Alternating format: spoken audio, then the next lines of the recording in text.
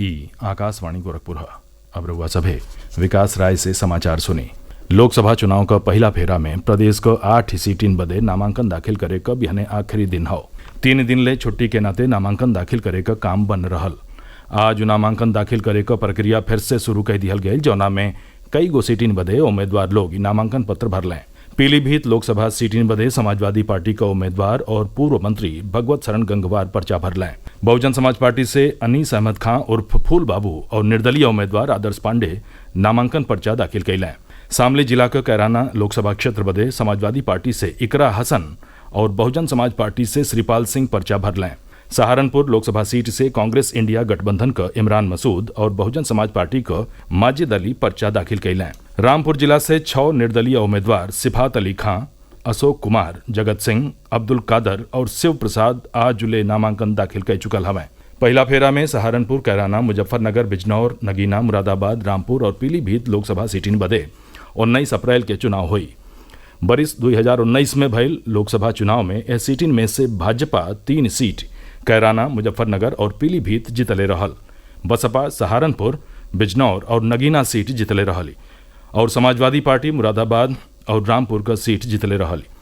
Rampur Lok Sabha seat पर भयल उपचुनाव में ये सीट भाजपा के खाता में चल गई रहली। बरिस 2019 में भयल लोकसभा चुनाव में सपा, बसपा और रालोद मिल के चुनाव लड़ल रहल।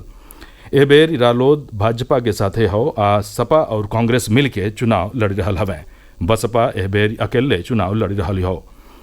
पहला फेरा कर लोकसभा सीटिन बदे नामांकन पर्चन का जांच 28 मार्च के कल जाई और 30 मार्च ले नाव वापस लिहल जा सकेला। पहला फेरा में 1,43,00,000 मतदाता उम्मीदवारन के भाग्य का फैसला करी हैं।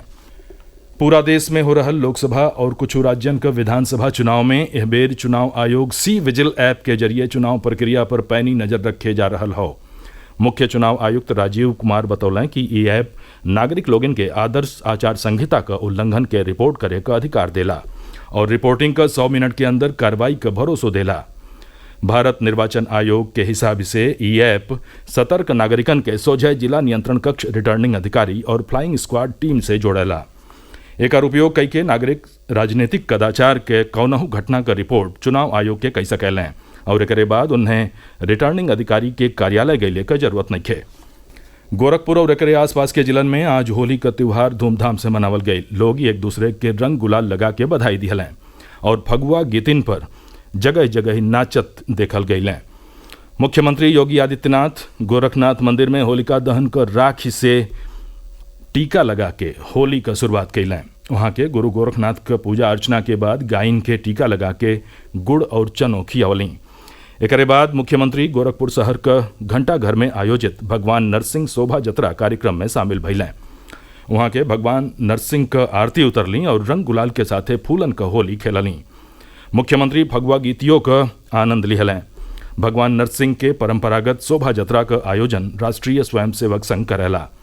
एह मौका पर मुख्यमंत्री प्रदेश के लोगन के होली पर्व का शुभकामना देत कहलें कि पिछला कई दिन से पूरा देश के भीतर सनातन धर्मावलंबी होली जैसन त्योहार के जरिए समृद्ध विरासत का हिस्सा बनी रहल हवें। वहाँ के बिना सहमत के रंग न खेले का भी सलाह दिहलीं। ओहर बलरामपुर जिला का तुलसीपुर नगर में देवी पाटन शक्तिपीठ पर होली के दूसरा दिन ने विशाल शोभा जतरा निकालल गई। एह मन श्रद्धालु लोग एक दूसरे के साथे अबीर गुलाल और फूलन का होली खेललें। प्रदेश में बीतल 24 घंटा के भीतर अलग अलग सड़क दुर्घटना में 13 जने का मौत हो गई आ 2 जने और घायल हो गई।